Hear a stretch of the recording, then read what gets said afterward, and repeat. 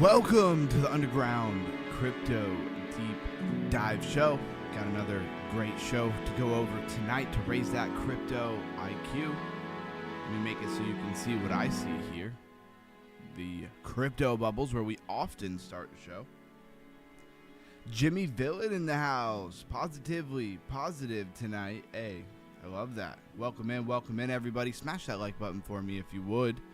Be greatly appreciated. Alright, let me get over so I can see it. Alright, here we are. Crypto bubbles. Siren down 24%. Lab down 20%. What is Lab down to? Under 10 bucks. WBT, or white Bitcoin. That's interesting. It somewhat looks familiar, but I don't know if I've ever really looked at that coin. We're going to have to do that tonight. So Hype is down 8.7%. DXC down 11.4%. Let's see, what is Hype down to? $57. DXC down to $19. Beat up 9%. Stable up 5.7%. And Morpho is up 8.7% to a high of $1.90. What is that? $1.96. Let's toggle the 1 through 1,000 here. Oh, our next category, 100 to 200, is up 2.8%. The most, pretty much, over the entire top 1,000. Let's go there. Sounds promising. Wow, Humanity up 161%. Really? So it recovered from like all of it? Oh, no, it did not. Because it was, yeah. So it dropped from, I think, a high of like 80 cents there.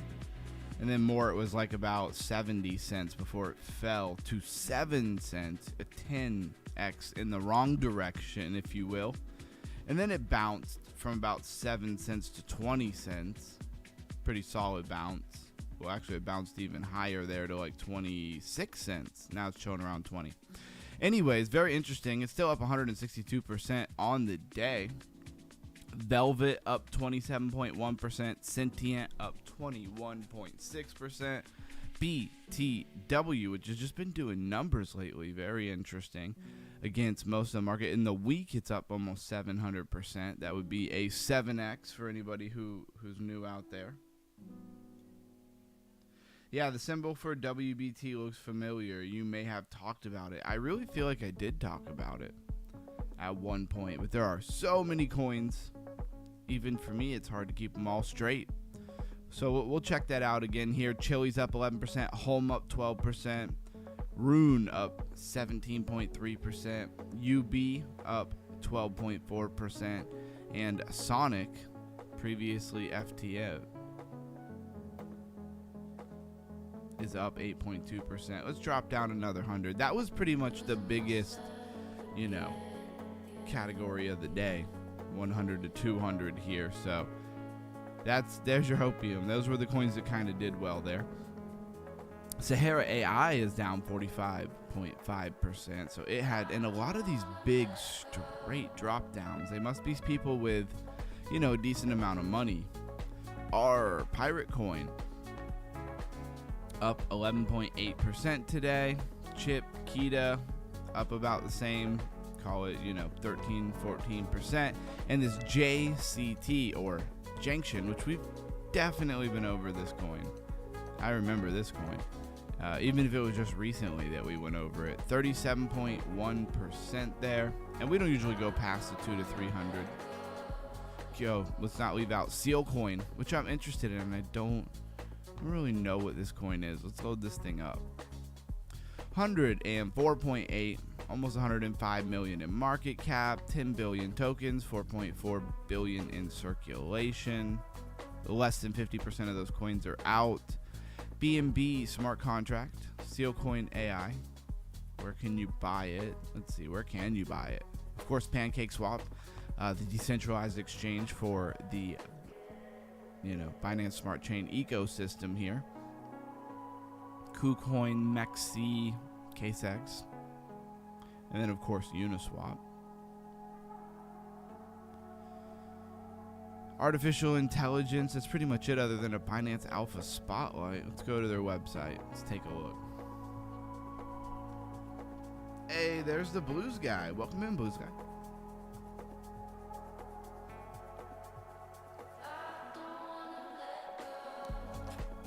You have no idea how bad I need this water right now. Very dehydrated. Empowering machines with autonomous transactions. I just see this Seal Coin the last couple of days. Seal Coin performs enable. Okay, Seal Coin platform. Sorry. Wake up. Sealcoin platform enables anonymous real-time transactions between Internet of Things devices or AI agents, unlocking possibilities for energy trading, data exchanges, and more. Okay, so look at the language. We're talking about energy trading. Uncover a realm of opportunity. Sealcoin leverages modern high-grade infrastructure to keep the network safe, fast, and highly scalable. Machines and IoT devices can completely transaction independently, no middlemen needed, while privacy and integrity stays intact. Device-to-device transactions, secure energy trading and smart grids, secure AI agents and real autonomy, decentralized data marketplace. The marketplace thing, that could be big. Space enables transactions. So maybe we'll come back and do a deeper dive into this at some point. As of right now, we're going to go ahead and move it along. Do our price rundown real quick.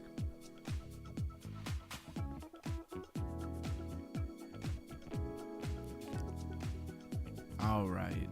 So Bitcoin, $61,489. Overall market cap, 2.2 trillion. Pretty much flat, right? Down 1.1% again today. Bitcoin down a few thousand more than yesterday, I believe. At least 1,000, if not more. Ethereum, $1,631. BNB, 590. Yeah, just kind of taking a look here. XRP, $1.13. Solana, $64.64. Dogecoin, about 8.5 cents, call it. Hyperliquid, $56.73, taking a little bit of a tumble. So I'm noticing some of the coins that were standing up pretty decent against BTC and stuff in the entire market, like Hyperliquid, they're starting to really get their pullbacks now. Zcash, $426, and it is down almost 30% over the last 7 days. XLM, 19 cents. Canton Network, 16 cents. Cardano, 16.5 cents. Here's that white Bitcoin sliding in there with $6 billion in market cap. Okay, number 19. We'll come back to that. XMR, Monero, Chainlink, $7.80. Oh yeah, by the way, Monero, $310. I didn't even say that. Just went right past it. Memecore, $2.90. HBAR, about 8 cents really. SWE, 74 cents. Avalanche, $6.62. We are doing some bear market stuff. Let's go see. Flare was moving up a little bit. Let's see if it continued to move up. What did it do today? Number 92. It fell back down a couple. Still in the top 100s, but now it's like, it's only 8 from not being in the top 100 anymore. And I just checked for it. It's not significant. Things fluctuate. That's how things go. Let's look at our trending coins of the day.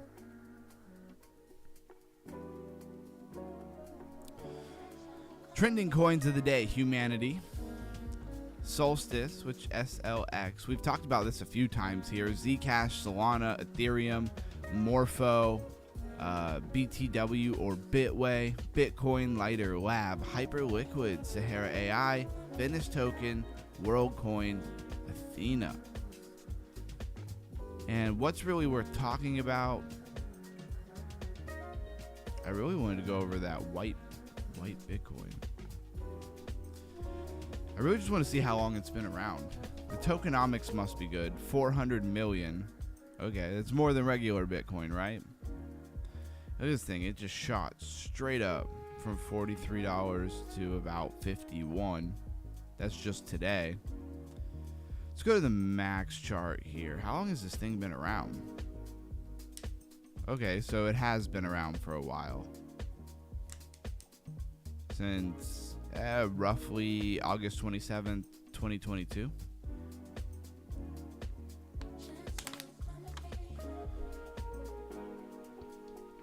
Ethereum contract, Tron contract, okay. You don't see that a ton. There's their website. We'll check that out. Exchange-based tokens. Centralized exchange token. Okay, so this is a centralized exchange token? Whitebit. Okay, so that's where I've heard of this. Explore all the benefits of white Bitcoin. Hold white Bitcoin and get all kinds of privileges and discounts. So this is a centralized exchange coin, huh? Participate in launch pads using WBT. So they have an incubator. I wonder what it's like native to, what they normally use. Yeah, go to Whitebit US for US. So they have like a United States version of their platform. Why not go to that? We'll go check that out. That was the European version.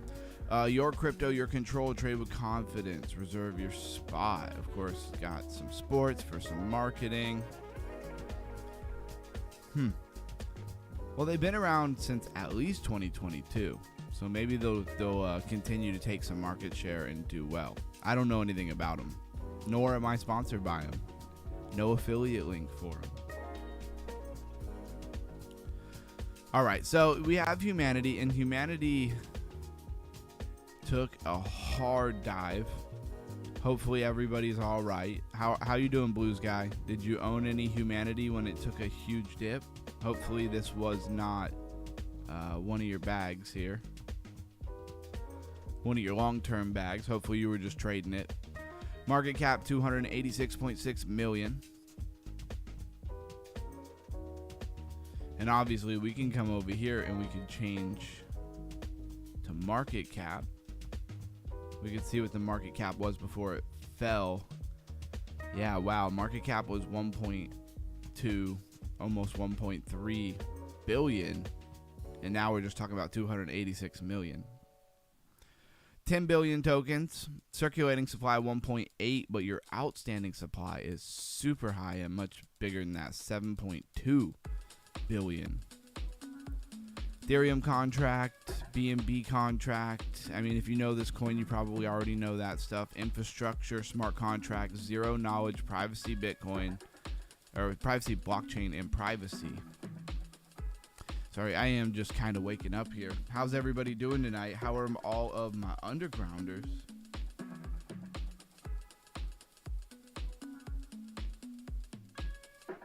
Just people saying hi to each other. All right, cool. Whew. It's been a long day. I'm sure it has been for everybody. I was trying to sneak a little nap in right before the stream, and I got to sleeping hard. Love it. So let's see. Solstice. 49.1 million in market cap here for this coin. Interesting. Solana contract. I hope you saw that coming. It's kind of in the name. BNB smart contract. Solstice finance. Decentralized finance. Yield farming governance. Okay, so pretty typical finance stuff. Let's pull them up. Take a look at them. Camsta in the house. Welcome in, welcome in. Solstice Finance, the yield layer. The only Solana native yield protocol with a 3-year track record. Every strategy, one surface asset. So I guess off bat, it kind of makes me feel good. They have, I don't know, a supposedly 3-year track record here. Been live for 3 years. All right. 21.5% return. Was that in 2024 or since 24? Is that like an average? I'd be interested to know. Bitcoin is the asset. Solana is the infrastructure. Solstice is the yield layer. Solstice is the yield infrastructure layer for Solana and beyond. We do a yield. We do for yield what AWS did for compute. Abstract the complexity. Hey, we were just talking about abstraction yesterday. and we're going to be talking about abstraction kind of continuously here, delivers the returns, institutional strategies. Cool. And you can hit launch DApp here, go to more of the official Web3 version here, connect your wallet, get right in there. Total value locked $490 million. That's a nice chunk of money.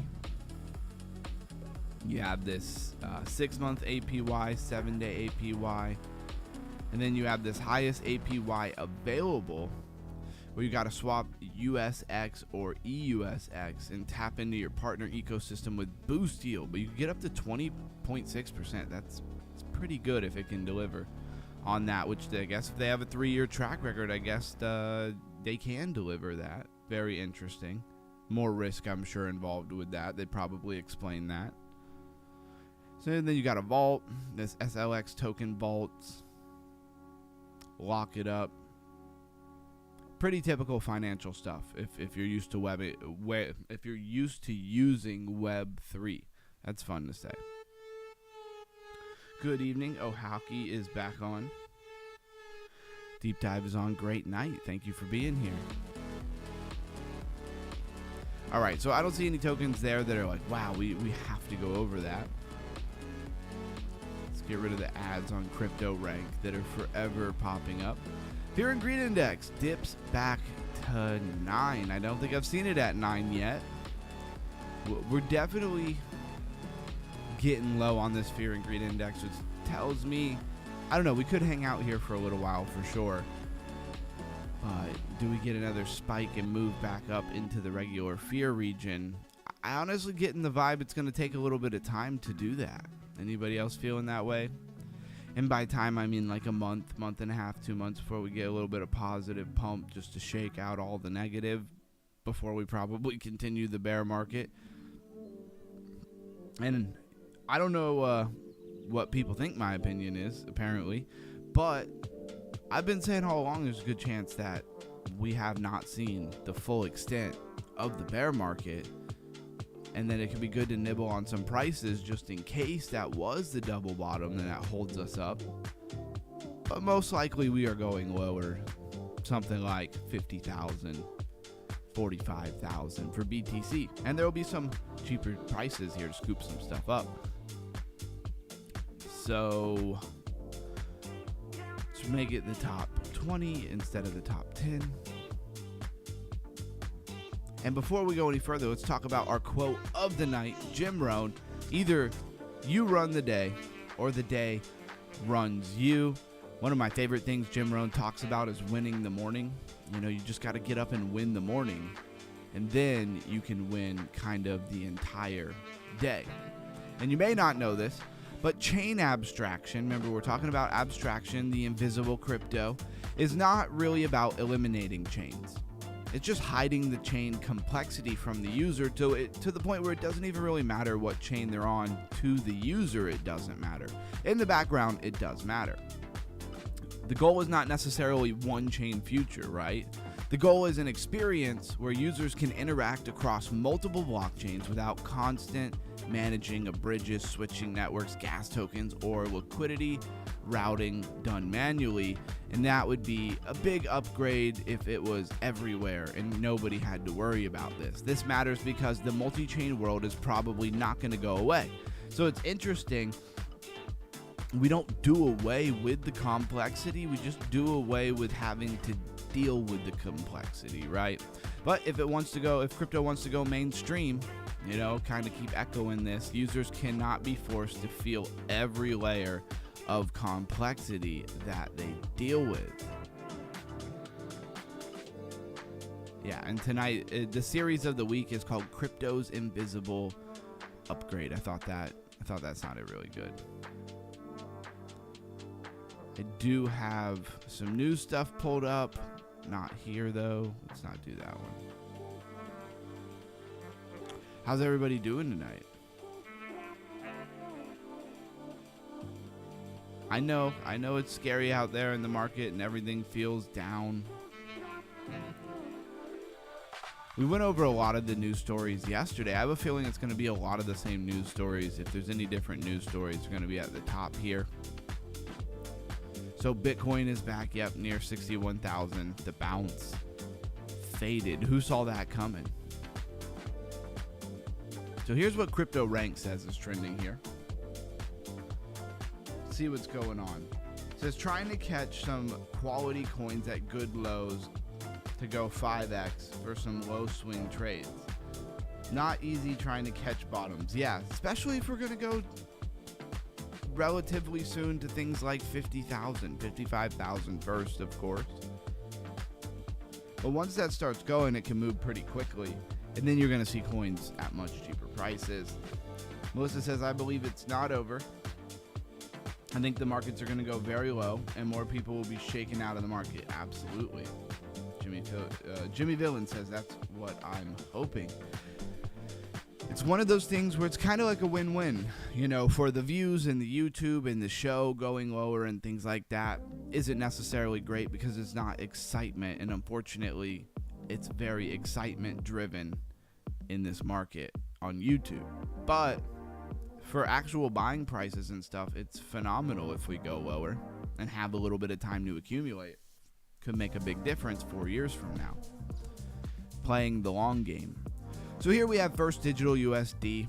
The price of it's 99 cents, of course, because it is FDUSD is the ticker. It is a stable coin, right? So Morpho, been around for 1.5 years. I feel like most people should know what Morpho is, but let's touch on it real quick because what could it hurt? Coming in at about $1.93. Morpho is a decentralized P2P, so like peer-to-peer lending protocol on Ethereum and base layer 2. 1.2 billion in market cap. Gonna spend a lot of time on it. Humanity Protocol. Let's read the description for it, because why not?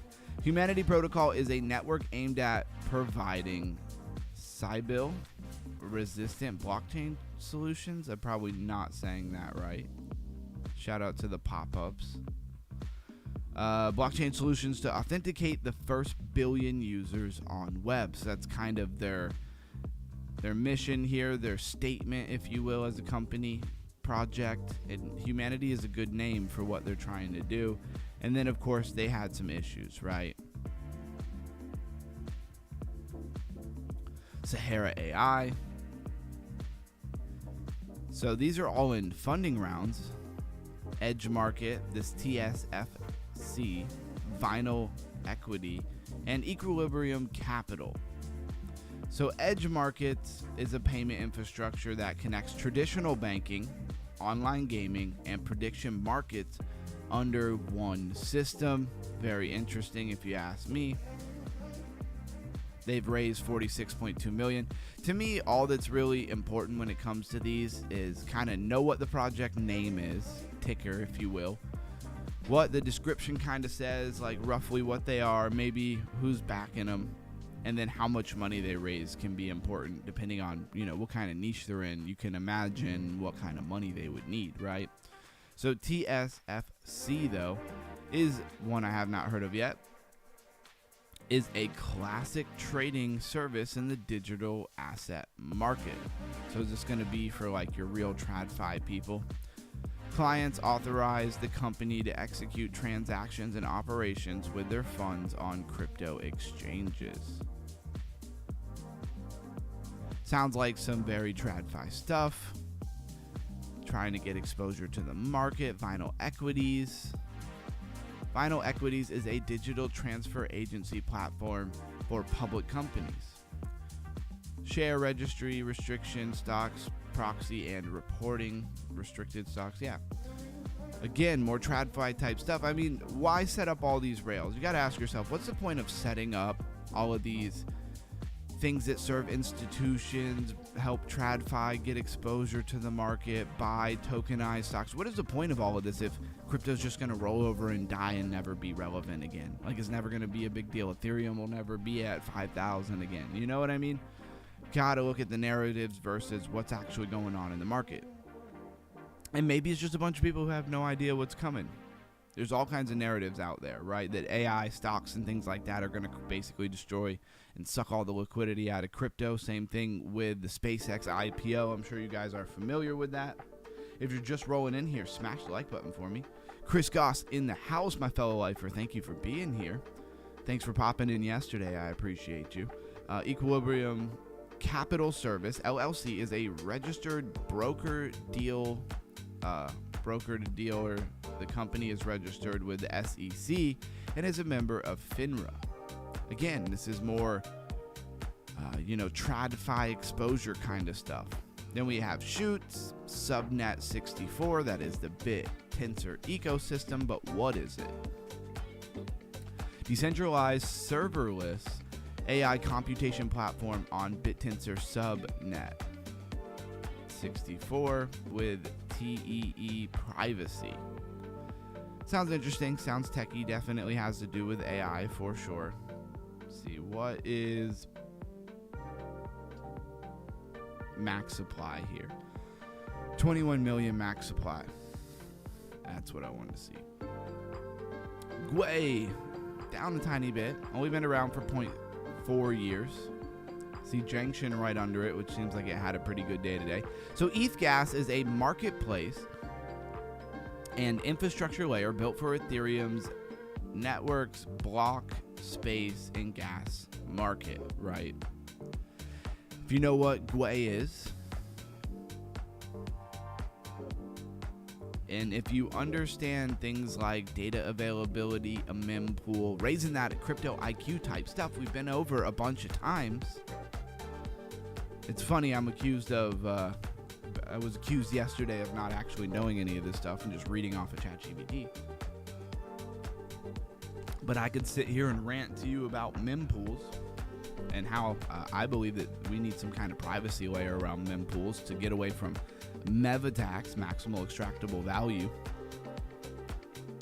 And I could go on and on to try to prove to you that I do know a little bit about crypto, but that's all right. You'll figure it out. Junction is up 39% here for Junction. Junction is an AI computation pool and layer 2 connecting global GPU supplier and AI teams through base incentives and pricing. Okay, so typical stuff here. Connecting global GPU suppliers and AI teams through base incentive and pricing. Okay. Sounds like more, infrastructure rails and resources, getting resources where they need to go for AI. And AI is everywhere. I mean, these AI infrastructure and things, because it all lives in a digital world, even for companies that are not in crypto, right? They're like, say, an AI stock company. They're still going to need a lot of these resources. And if somebody does a good job, a crypto company can still greatly benefit from those, right? And again, getting the nice pump today. We're on the daily chart here. Look at that candle. That candle did pretty nice. Hey, he's back. He can't get enough of me. Welcome in. I don't know, man. If you feel the need to keep coming back to the stream, you must like me quite a bit or something. You don't have anything better to do with your life. That's what it seems like. Kita.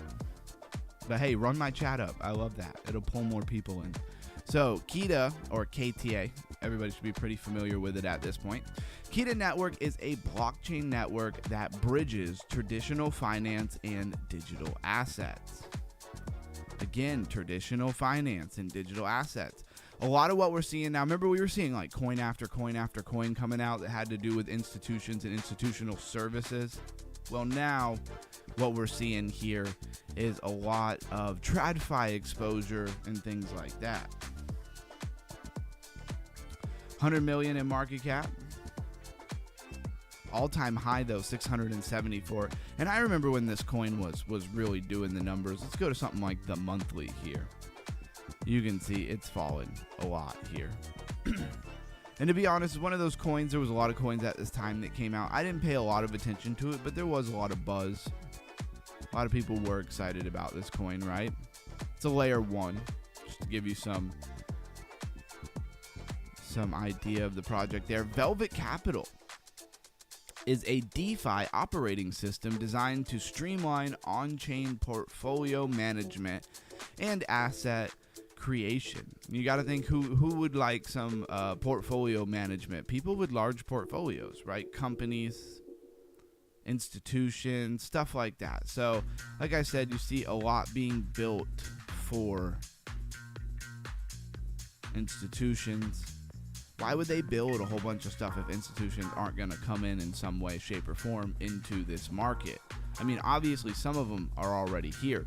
But you see the FOMO, you see more of them want to get in, drive these prices way down maybe, and that's when they're going to buy up some positions here.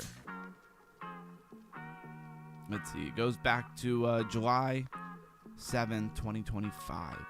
166 million in market cap for Velvet Capital, been as high as 195. You know, just really edged out that previous all-time high at 32 cents. What's our new all-time high here? 47 cents. And now we're at 39. So very interesting. Let's go to the website real quick. See what they have to say. Oh yeah, trade like a pro with AI Copilot. Join 100,000 users trading 200 million plus on chain. Backed and sponsored, trusted by, however you want to say that, YZI Labs. It's available on Base, Ethereum, BNB Chain, Solana, and Sonic. Don't let others outwork you. Find and trade the next 100x. So unleash your DeFi power, trade, grow, and win with ease. Spot the next big gainer and trends. So they're using this AI Copilot. That's kind of what they're pitching here. That's kind of a big part of their product. AI-powered trading infrastructure across 7 chains. So if you're into that kind of thing, if you're into trading bots and all that kind of stuff, you might find this interesting. It didn't get mad at me for being in the US. That's a good start here. You can go to trade, but I'm pretty sure when I go to perps, it does have something to say there. Looks bright, it looks catchy. I'm always kind of looking at the userability. I mean, this is a good example because we've been talking about abstraction and all of its multiple forms to take the complexity away from the user. This is something that trading platforms can do really well, or they can get lost in like 100 different options, 100, different little tabs and stuff, and it just makes people feel super overwhelmed, and it makes them feel like they don't even know what to do. And that could cause people to just go somewhere else where they don't feel anxiety using your app, right? You got turbo mode, switch it to classic. Volume, gainers, new pair, stuff like that. Let's see, when we go to perps, it does say, hey, you're in the United States. You can't use that.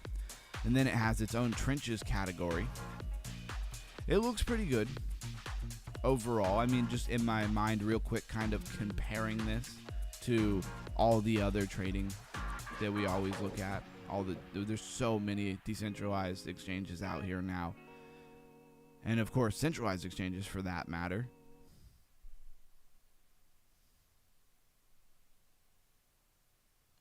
Said it's cool. Ben put a picture of himself near his name. Right, yeah, right. He's like, let me show you who I am. Big pile. And haters gonna hate. It's funny how the haters hate you, but like they come back. Like why? How do you do that?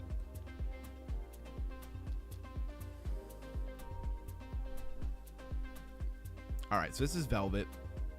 We know what it is. It's on our radar. Now let's keep moving along. Can't believe we're already rolling into our first hour here. Kita, we went over. Beat. Should know what Beat is. I guess it's only been out 0.6 years. Beat is not extremely exciting to me, but it keeps staying relevant here. It's a dance game powered by AI agents running on BNB. And it has been doing phenomenally well. Maybe this is the type of DeFi gaming that people really want. Some more Dance Dance Revolution type stuff. Yeah. Based on intellectual property derived from music and dance game reimagined as an AI platform. And there are a lot of people who really love those dance games. It was never exciting to me. Here, players dance to AI-generated tracks, customize avatars with NFTs, and compete in rhythm battles with virtual idols, Kira and Ray. So, I get a feeling that this is probably really popular in Asia, right? I could see people in America liking it, but like the Asian market has a totally different respect for things like Dance Dance Revolution, like all the dancing games, arcades, K-pop, like all that kind of stuff is so much bigger over there than it is here in America. So sometimes it could be a little bit lost on somebody in America like me why that would do extremely well. And it was probably not built for the American market, right, in mind. So we have this XFE, RWA ecosystem with tokenization platform, staking vault, and investment fund. Sorry, not FUD.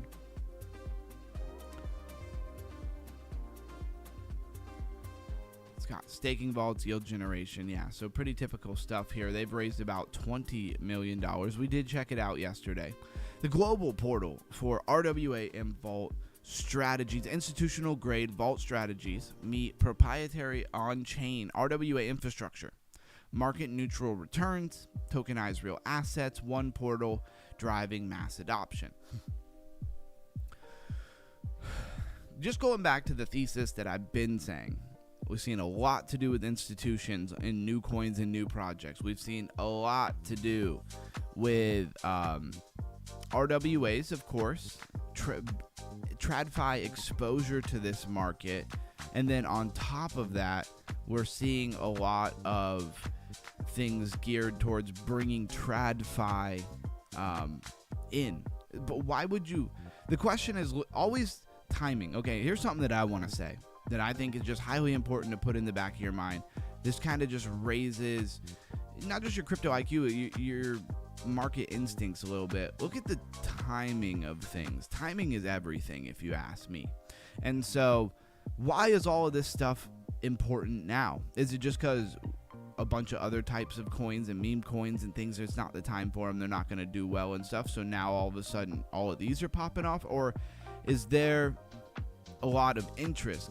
Basically what I'm getting at is that I feel like a lot of times there's a lot of interest, and then you see a lot of the tokens and projects start trickling in to try to capture that interest because they know that the interest is there. Believe it or not, there is pools of people who are well connected, and they do very much kind of know what's going on before it happens. And I'm not talking about they make the entire market and they choose what coin pumps and stuff, although I think that's an even smaller group of people, but I do think a little bit of that goes on. But what I'm mostly saying here is to kind of swim with the whales and pay attention to the narratives and stuff.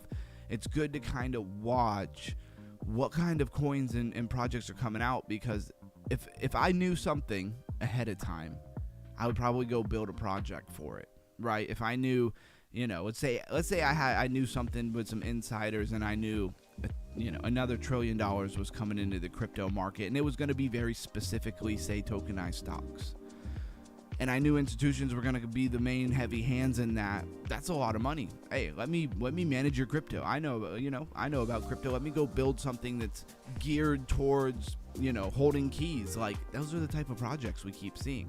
Now, I'm not saying that that's necessarily the case. These people might just have a long-sighted future, and they might just know that eventually this is where the market is going to be going, even if it takes some time, right? Well, it refreshed and it added a couple of things. Here's Cerebri, and it says it's having its token sale, its IDO currently, is a unified AI ecosystem for enterprise, healthcare, and individual intelligence. So it's like you have to put AI into everything, right? So AI ecosystem for enterprise, healthcare, and individual intelligence. Of course, right off the bat, if it does a good job, well, you could definitely see the need for a product like this. Is building on-chain AI ecosystem for work, healthcare, human intelligence powered by proprietary large language model Cogni.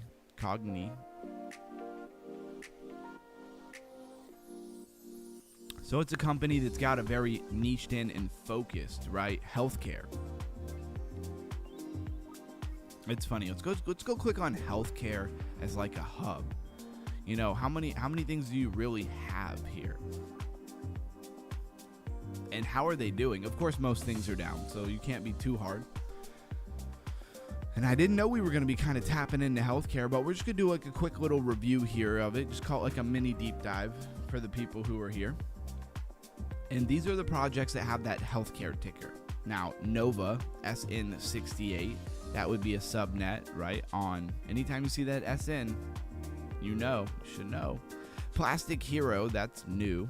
I've never seen that one. I don't know why it's considered healthcare. We're not going to go over all these HIPAA, if you know HIPAA laws, stuff like that, HIPAA protocol. XRP Healthcare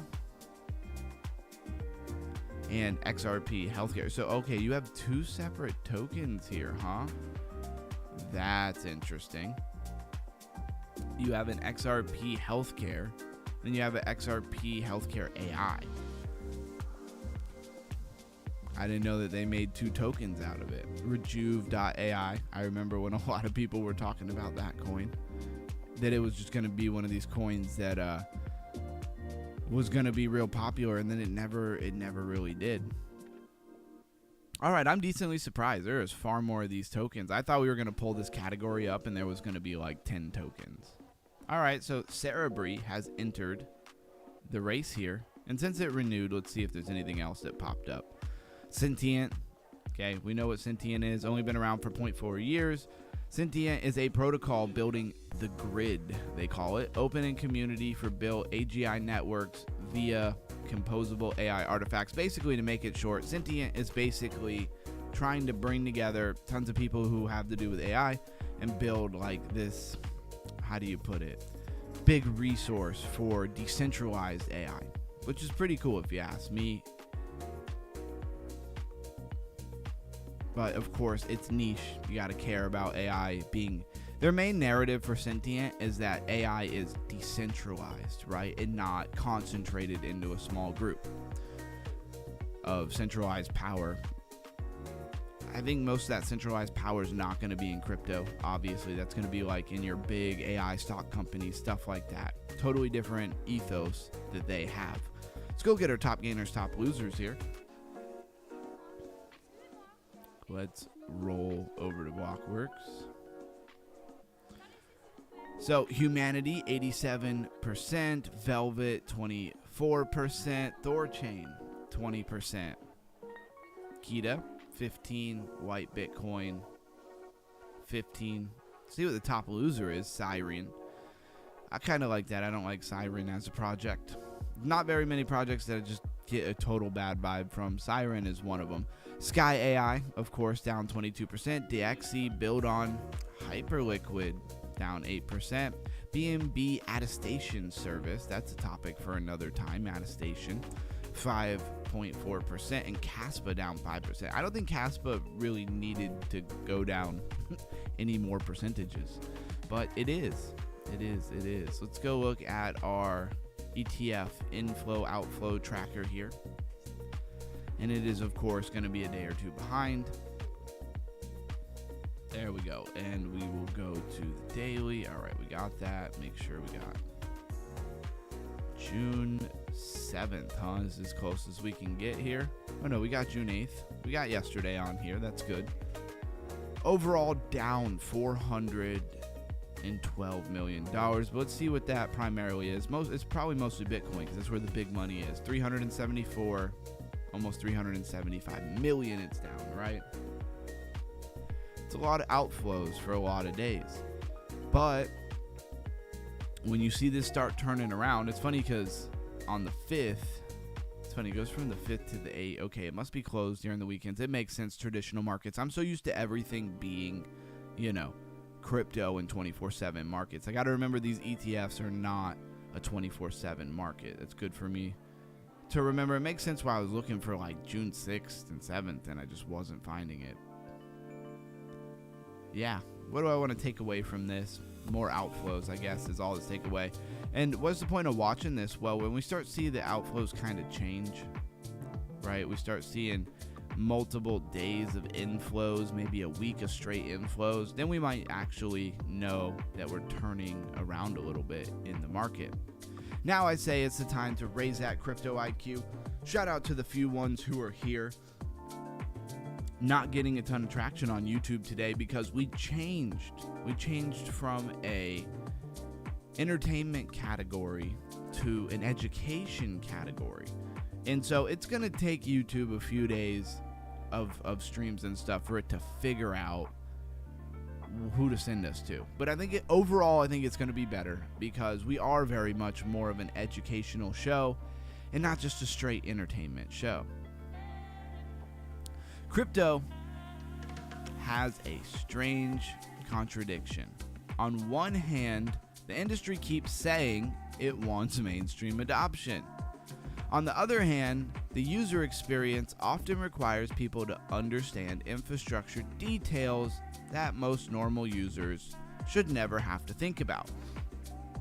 And again, here, a big part of it is what other places besides crypto are you kind of expected to understand how to use the intricacies of the technology? You're not, right? You're really not ever expected to understand or know that. But it's like pushing people towards self-governance a little bit, decentralized, right? It's the trade-off of decentralization is like, hey, you have to actually know. Honestly, just to step back and say it for a minute, paint the picture out loud. It's a huge experiment in society and stuff, Bitcoin and decentralized blockchain technology, all that kind of stuff. Because at its core, it's just a ledger technology that everybody can see. That's what, makes it really decentralized, is that just everyday people, originally, especially with Bitcoin, were responsible for upkeeping the network. And they got rewarded for upkeeping that network, and that kept the network up. But it was a responsibility, not on one person, not on one company, but the responsibility spread out amongst many people. And that is the decentralized kind of ethos, or the technology at hand. And it requires people to understand a little bit about what they're doing.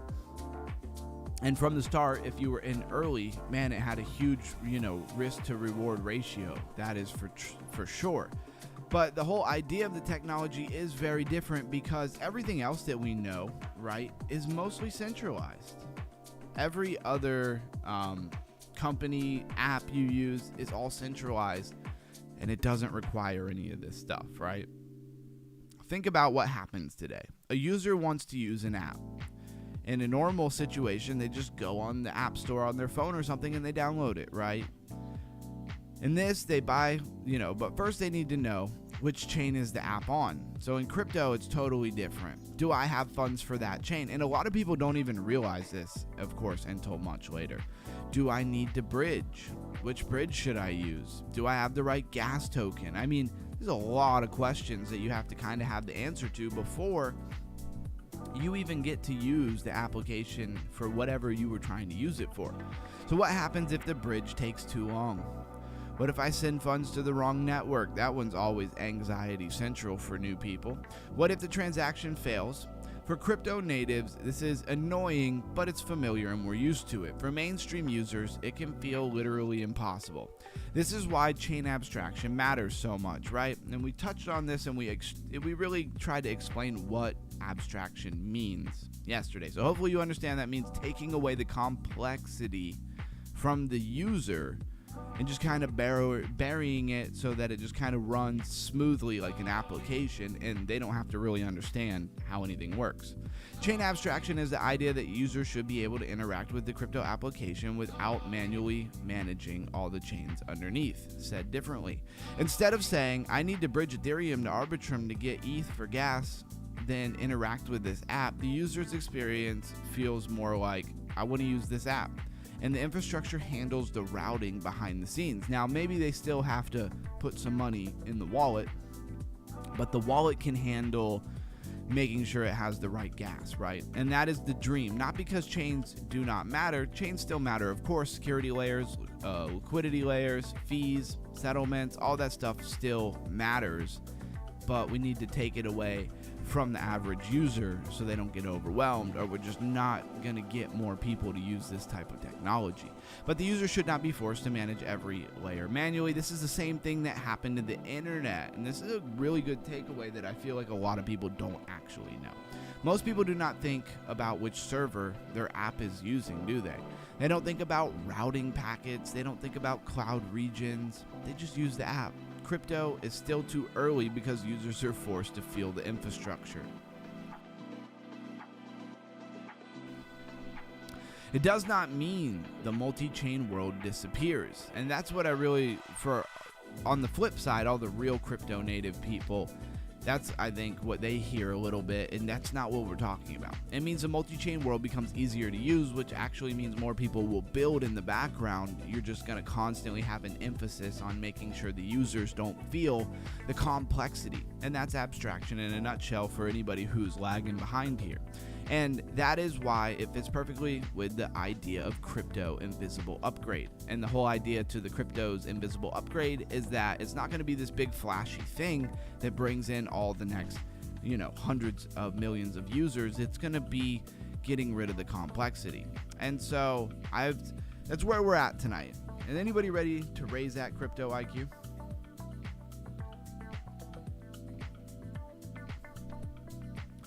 Crypto's multi-chain world solved one problem, and then it created another. So the multi-chain world did not happen by accident. It happened because crypto needed more capacity, lower fees, different designs, and specialized ecosystems. Ethereum got expensive, so layer 2s grew.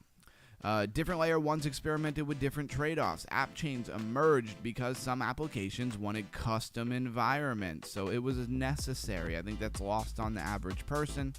That created innovation, but it also created fragmentation. Now, liquidity is spread across chains. Users are spread across chains. Apps spread across chains. So everything is spread out in all these different ecosystems, all these different multi-chains, of course, assets as well. And instead of one smooth experience, users often deal with a maze, right? Going to what products are in what ecosystems, having different wallets, having different money in the different. We've all been there if you've ever used Web3.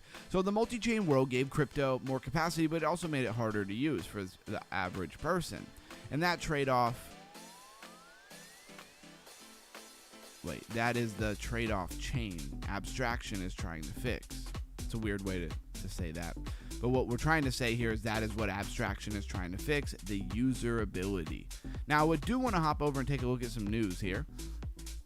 Ethereum is still sitting near the danger zone, it says, right? So it's trading around 1600 and a half. 1,641, it says here in the article. We looked at it earlier.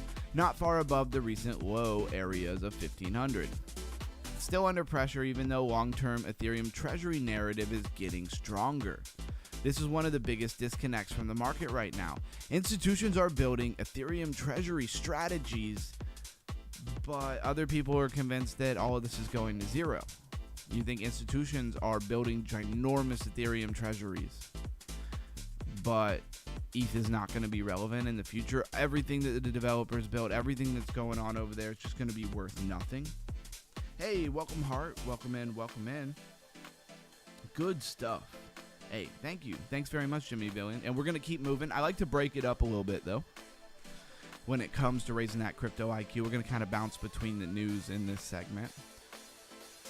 So, again, the key takeaway here, and I've been kind of saying, see, it's funny how much this lines up when we compound it every day coming to the stream. You start to notice, hey, institutions are buying a bunch of Ethereum. That's weird. Hey, a lot of the new projects that are coming out all have to do with servicing institutions, managing their crypto portfolios and their keys and stuff they're not going to want to do, and they're going to want to have insurance on all of that stuff. And then, of course, TradFi exposure to the market. That all seems to be lining up for something, right? And then, of course, when the big boys are in the room, you're talking about institutions building Ethereum treasuries. What do you do when you build a treasury? You get that price down low. And institutions know how to get markets into the right places and get those prices down, beat up on all of the confidence in a market. And the next thing you know, it all turns around. And guess who owns most of it? Guys, it's happened over and over and over and over again in other markets. It's just how it goes. Solana and XRP are slipping again, of course. Solana's around $65 and XRP around $1.10. Both are down today, which shows not just Bitcoin only moves. The broader crypto market is still risk off. Routers, it loves to reference routers. It says Bitcoin is losing capital to AI and major IPOs. This is the other big narrative, of course. SpaceX. Is it going to be everything that everybody thought that it's going to be? I don't know. I think SpaceX as a company will probably do well. SpaceX as a company is still not profitable, which is not uncommon for a company like that, right? They are raising money from investors and stuff, mostly to prop it up and keep it moving until they get to a point where they can actually, make a bunch of money. And I think that they will, but they got to get to that part. It's like if you were trying to be a robotics company, right? And you're trying to bootstrap it with your own money. Impossible. For most people, their pockets are just not deep enough. You got to raise a bunch of money, and that's what SpaceX does. So although they're not profitable yet, people can see that when they are profitable, they're going to be highly profitable. And so do you want to get in? Is it going to be like buying Amazon when it was very low? I think that's what everybody expects. We'll see how it goes. Bitcoin ETF outflows are still the main institutional warning sign. And we were just looking at the ETF outflows, about 400 and something million. Again, yesterday outflowed, or on the 7th, actually today's the 9th. So it was 2 days ago. It's a little bit behind. Analysts are warning that some crypto ETFs may not survive. Okay, many as 1/3 of crypto ETFs could shut down within 2 years. The reason is that investor demand is heavily concentrated in the biggest, cheapest Bitcoin, Ethereum funds. Yeah, we see that when we look at the chart. The data does show. I mean, Bitcoin and Ethereum ETFs pretty much run the show. XRP coming in at a close third. And then after that, there's really not much for ETFs. I think a lot of those ETFs are a little early for some of those, but they wanted to get in and get them solidified. Hopefully they don't have to shut them down and start over. I don't know how any of that works. It's all very TradFi stuff, right? Strategy is still central to the Bitcoin confidence story. Of course, they bounced back and bought a bunch more. Michael Saylor, Bitcoin strategy. They came back and they bought a bunch. And so that kind of restored, at least for the moment, their confidence that they're a hold Bitcoin kind of company. They only ever sold 32. I don't know about the whole history of the company, but recently, Michael Saylor only sold like 32 Bitcoin. JP Morgan says Strategy's future depends on cash reserves, right? And they up their cash reserves. And this matters because Strategy is no longer just seen as a simple Bitcoin buyer. The market is now paying attention to its preferred stock structure, debt obligations, dividends, and where it can keep Bitcoin's treasury strategy going without creating pressure to sell. The new question is not just how much Bitcoin does Strategy own, which before that's what everybody was obsessed with. It's how can Strategy support the whole financial structure around that Bitcoin. I think that's a pretty interesting way of looking at it. Bitmine's Ethereum treasury strategy is one of the biggest ETH stories, right? And this is what we were talking about. This is what we were talking about here is that, why is this guy buying a ton of Ethereum if it's just a bunch of junk? If it's just crypto's going to zero, like you hear a lot of narratives and people talking about. So what percentage is from Jimmy Villain? He says, what percentage of people in the world do you think know about BTC and crypto? So many people I talk to are like, what is BTC and crypto and stuff? Puts how early we are in perspective. Absolutely we're early.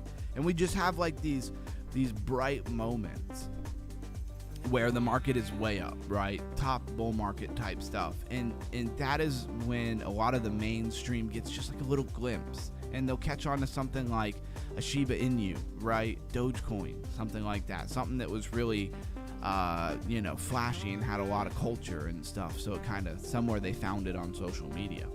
But aside from that, of course, I feel like most people know the name Bitcoin, but they don't really know anything about it. Ethereum, a lot of people probably still don't even know Ethereum, which is how early we are here. And I think we'll look back and we'll say, wow, if only I could have bought Ethereum at $1,600,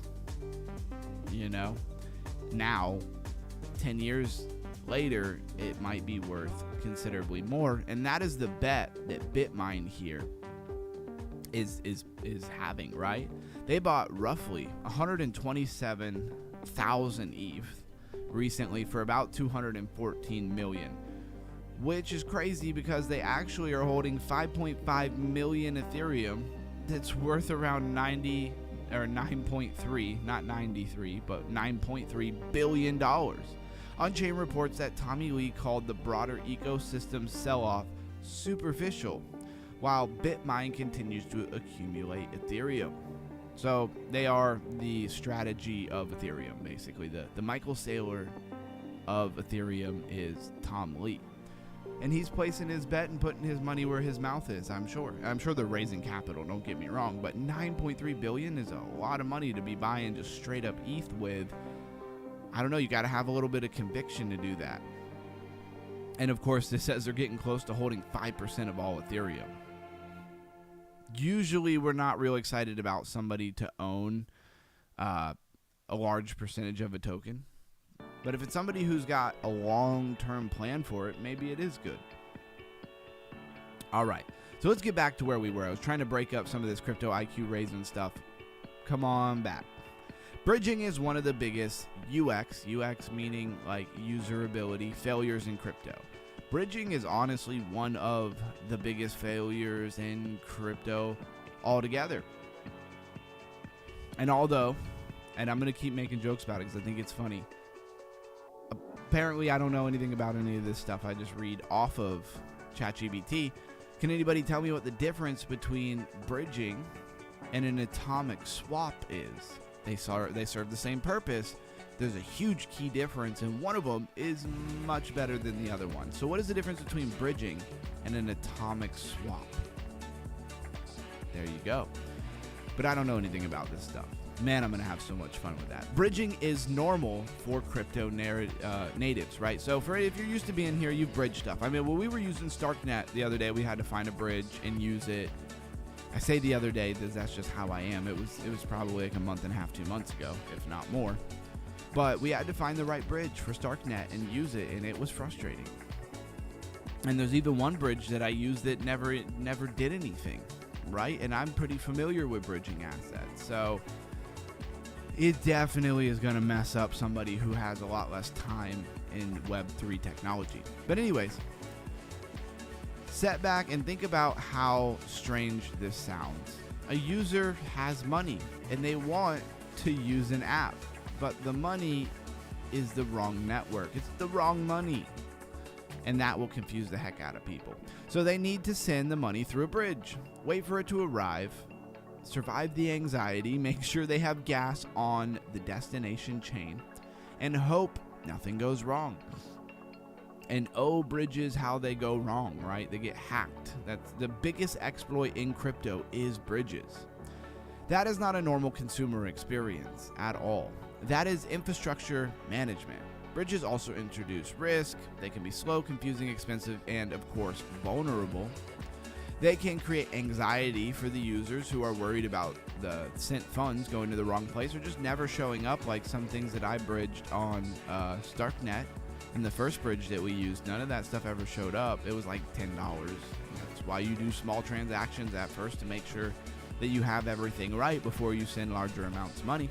So when people say chain abstraction, one of the biggest goals is this: users should not need to manually bridge just to use crypto. Duh. See, I think we were ahead of the game when it comes to the ideas of like a Noma. Because everything that we're talking about here, I understood back when we were going over the project Anoma.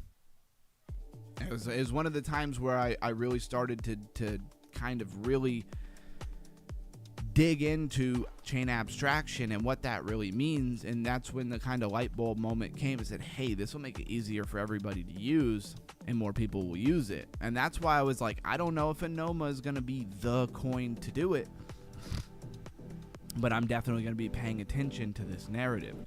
The bridge may still exist underneath, which is fine. We don't care if the infrastructure is in the background. We just don't want to see it or look at it. But the user should not have to experience it as separate painful steps, right? Those are called pain points. Chain abstraction is about making many chains feel like one experience, right? So your wallet becomes just like an app, like you would download in the App Store, and it has many functions in it. Now, some of the places that I'm seeing doing a good job of this, of course, Jupiter, Solflare, and there's several other ones, right? Even MetaMask has got a lot of elements to it that are really nice as far as like, okay, say there's another chain and I need to use it. I can just go right into MetaMask, click on it, and click, a chain, and the wallet's already made and everything. I don't have to like go download a native wallet for it. And they even have, third-party things when we were using Starknet. It's just, it helps a lot. Is it really where it needs to be for mainstream adoption? No.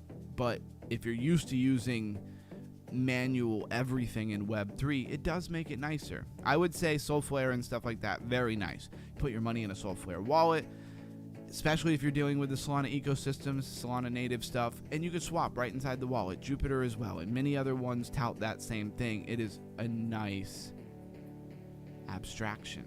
So the goal of chain abstraction is not necessarily to eliminate all the chains. Crypto probably will remain multi-chain. I kind of hope it does, because we need competitors to have innovation.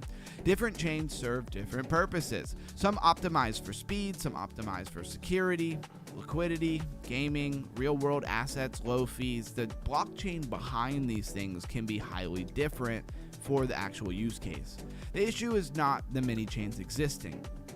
The issue is that users are forced to manage them manually. Chain abstraction tries to make many chains feel like one experience. And I'll be honest, once you're used to a lot of this stuff, it's kind of a pain when you have to learn a new chain. But for the most part, it's not that hard. It's just getting people past that first door that they gotta walk through, right? Jimmy Villain says, I think I remember that day. I was like, man, this guy's got patience to bridge day. Yeah, we got into the Starknet, and it's kind of how you have to be in crypto. But that's the whole point of this series and this show, is that is you're gonna lose like high percentage of numbers of normies. Just call them normies. Not being rude, I'm just talking about people who have not normally used anything Web3. They're just like, this is unlike anything I've ever had to know, and I don't know what I'm doing. You add a little bit of bad experience, like losing money, and man, that turns people off to the whole idea of crypto. And I have a feeling a lot of people have been there and had that experience, and that is a big reason why crypto is not as big as it could be. That means a user might have assets across multiple networks, but the wallet or app shows a unified balance. The app may route transactions across chains behind the scene. The user may not need to manually switch networks. I do like that about MetaMask. Like if I go different places and I'm using MetaMask, it'll just automatically switch between like Ethereum and say Base, or Ethereum and BNB. Like it'll automatically switch back. Sometimes it'll ask me to sign it to confirm that I want to switch. But that's a nice feature. I don't have to actually manually go into the app and switch the network. So the user may not need to hold every gas token. This is a big one. Like this is a really big one. Even I get super annoyed with this. The gas tokens. Like you should be able to pay your gas token in USDT. Like what is going on here? The user may simply say what they want to do. That is the future an idea points towards, right? So we expand even kind of farther, because when we mention Anoma, which by the way, they're still around, they're still doing stuff. Price is terrible, and the market is not speculating on them. But what they wanted to do is build what's called the intent layer, which is like using AI and all of these different pre-set up routing mechanisms and chain abstraction, so that it's like chain abstraction on steroids, where you just say, hey, I want to stake $200 in this vault, and say it's on some weird chain like Starknet, and then an AI just does everything that's necessary, right? Uses the best swaps, uses the best bridges, just does everything, and then you just wind up with, hey, here it is, it's done, your money is staked into this vault that you wanted. That would be what we call intent layer. And that was what I really liked about Anoma, is that they wanted to build this intention layer, and I think that they might still build it. but you got to think about what we're talking about here. It's a lot of chain abstraction. It's also a lot of infrastructure that has to be built that doesn't exactly work yet. That's my tangent on this. It says, I watched this show for a reason. I could have never finished that task. There you go. And that's why I do like to sit up here and kind of, do different things to kind of just show what you got to do and get all the way through it, because I know I have, the patience for it. And of course, when you're in front of a bunch of people on the internet, you also kind of have to push through. And so, yeah, it's nice to just model to people, so then they can, when they go to do it, at least they've seen somebody do it. They have a lot more confidence. Unified balances could change how wallets feel. One major idea connected to chain abstraction is the unified balance. If you use a Coinbase wallet, you have a unified balance. Right now, users often think, I have USDC on Base, ETH on Arbitrum, funds on Solana, and something else on Optimism. That is a fragmented mental model. The more abstracted wallet experience might show the user you have this much value. And then when you click on it, it might tell you where all of that value lives. Then the infrastructure figures out how to use it. This is powerful because normal users do not want to think in network-specific balances. They want to think in usable funds. It's like most people. You look at your bank account, you go, I have X amount of dollars that I can spend. If an app needs funds on a certain chain, the wallet will use a routing layer, right? Has pre-built infrastructure where it says, hey, this is the cheapest swap that has the least slippage. This is the bridge that costs the least amount of money to go where you want to go. It has all of that stuff already figured out. You throw some AI, artificial intelligence, in there, and it can handle it quickly. And it can also change quickly, right? When dynamics change, when percentages of yields change, when swap slippages change, the AI can see all of that in real time and reroute you to the easiest route, and could handle that in the background so you don't ever have to think about it. That's like intent layer stuff. That's like taking the chain abstraction idea and combining it with ChatGPT style output, and you would just type in, here's my wallet, connect it to an intent layer, which would be like a ChatGPT of crypto, and you would just say, hey, I want to put $200 here into this vault, in this wallet. I want to pull $100 out of this wallet. You could just say I have, say some money in another vault or another yield bearing, project, and I just I want to pull that out, swap it into 2 different coins, and put it in a liquidity pool over here on this other, on Arbitrum, and it would just do it for you. When that comes about, when that intent layer comes about, people will use crypto like wildfire. Of course, all your AI agents will use it as well, and it'll just be a normal part of life. This changes the wallet from a chain-by-chain dashboard into a user-centered financial interface. I just wanted to say all that because this is where it's going. And that is a major UX shift.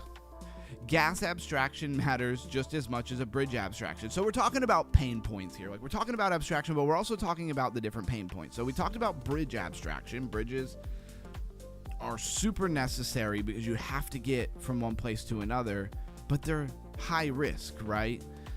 Gas abstraction, it's less of a risk factor. It's more of just a constant annoyance, right? I bridged some money over to Starknet, right? Well, I bridged it in USDT. The native coin of Starknet is Starknet. And so when I got my USDT over there into that wallet on Starknet, I couldn't even move it from that wallet to the game wallet that I wanted to use because I didn't have any Stark. So then I had to go get a couple more dollars, buy some Starknet, bridge it over, or send it over. I think I could easily just send it because it was on actual Starknet rails. I could send it over to the wallet and actually have some of the native token for gas fees. That is the stuff that will absolutely frustrate your everyday person. So if every bridge gets easier, gas is still a problem. So even if we solve bridging, gas is still a problem. And what is the benefit? Again, I just want to talk about what is the benefit of knowing any of this stuff and raising your crypto IQ? For me, I'm highly interested in this stuff, and I know it'll serve me well as I move forward, right? when I started the channel, I said, hey, I want to be one of the top people who understands this stuff. Now, there's always going to be people who have like been a founder of a crypto project for the last 10, 15 years. They're going to know things on a level that I don't know, right? But I'm going to build myself up. Who knows? Maybe I'm on a board one day when it comes to something. I don't know. But I just want to increase my crypto IQ as much as possible. That's why I created this channel. So I appreciate you coming along for the ride. But these different pain points are really important. So now we move into gas, right? A user might have the right asset, but not the right gas token. This happens constantly. I just described an experience that you guys probably watch me do live. Someone with USDC on a chain, but they need ETH, Matic, AVAX, Sol, or Starknet, another native gas token, to move it around. That is a terrible user experience. I could not agree more. Chain abstraction often overlaps with gas abstraction, right? They're kind of in the same thing. And we could, in my opinion, I don't think it's useful to keep doing like chain abstraction, gas abstraction. It's just abstraction. It's just getting rid of the complexity from the user. It doesn't matter where you put it. So the goal is to make it so users do not need manual hold every gas token, right? Every native token for gas. Now, if you had an app, a wallet that had abstraction, it did all that in the background, life would feel easy and most people wouldn't care or think about it. And the fees could, stay the same. Gas could stay the same. Fees could be paid in the asset the user already has. So again, I move USDT over into a Starknet wallet. If I could just take a tiny portion of that USDT and the wallet itself, MetaMask, whatever, converts that tiny bit of USDT to Starknet just to do the fee, that would be very useful. Or if you could just straight up pay the fee in USDT, that would make a lot of sense too. Apps could sponsor fees. I like this idea a lot, right? You got an app, they're onboarding people. They make it feeless. And I have actually seen some situations where this happens, and it's actually really nice, right? Routing layer could handle gas behind the scenes. This connects directly to Monday's account abstraction episode, which was yesterday. Smart wallets and chain abstractions are separate ideas, but they work together. Smart wallets can make accounts more flexible. Chain abstraction can make networks less visible. Together, they make crypto feel more like an app. Number 6, intents and solvers are part of the chain abstraction story. So what are we talking about? What is intent and solvers? Well, we touched on what intention, you're right, is. Intents are intention. So they are going in the direction that I was talking about here. Chain abstraction gets even more powerful when you add intents. And I remember when I first started seeing this verbiage on a bunch of websites like Anoma and a couple others, and I was like, what is intents? It took me a minute to realize what it is. An intent is basically the user expressing the outcome they want, like ChatGPT. We do it all the time with ChatGPT. We say, hey, give me the news for today, and it does it. I don't actually have to say, go to this website, go to that website. It just knows to go through all the news cycle websites. An intent is basically a user expressing an outcome they want. Instead of telling crypto every step, the user just says, I want to swap this asset for that asset. That's the day when that happens. I want to buy this NFT. I want to move funds, especially for NFTs. Man, it'd be so nice to just like put some money in a wallet, come into like a ChatGPT. And by the way, ChatGPT will probably be integrated into it. It'll probably have wallets connected and stuff. But just come in here and just say, hey, this NFT project is minting NFTs at 8 o'clock. Buy me 3 of them. Wow, that would be nice. I want to move funds here. I want the best execution. Then solvers compete or coordinate to fulfill that outcome. So the solvers are like the background thinkers that actually solve how to actually do it and actually carry it out. This matters because users do not want to manually route every transaction. They don't want to know which bridge is the best. Yep. They don't want to check which DEX has liquidity. See, there's so many things that we would never a lot of times be able to do in real time quickly, especially when time can matter for price. They do not want to manage a sequence of steps across chain. They want outcomes, right? They just want it to deliver. And that is why intents and chain abstraction fit together. Chain abstraction hides the network complexity. Intents hide the transaction path complexity, and together they move crypto towards an outcome-based UX. A recent academic paper on intent-based cross-chain bridges describes solvers as an off-chain entity that fulfills users' orders by fronting liquidity, while also noting that this model can introduce new systematic risks. There's going to be risks everywhere around solvers, liquidity, and delayed settlement. That is important because it shows both sides. Better UX, but also new risk design is going to have to be important. These things are going to have to come out, be used, have problems, have bugs, get fixed, right off into the sunset, repeating the same cycle. The future may not be one chain wins. And I think everybody here in this chat pretty much understands that it's not a one chain wins, a one chain takes all dynamic, right? A lot of debates are framed like this. Ethereum wins, Solana wins. I mean, how many things come out and they're like, this is the Ethereum killer, and it's like, you got the whole wrong idea of crypto. Base wins, whatever ecosystem wins, but the chain abstraction changes this conversation altogether. What if nobody cares who wins the infrastructure layer? What if that's not even important anymore?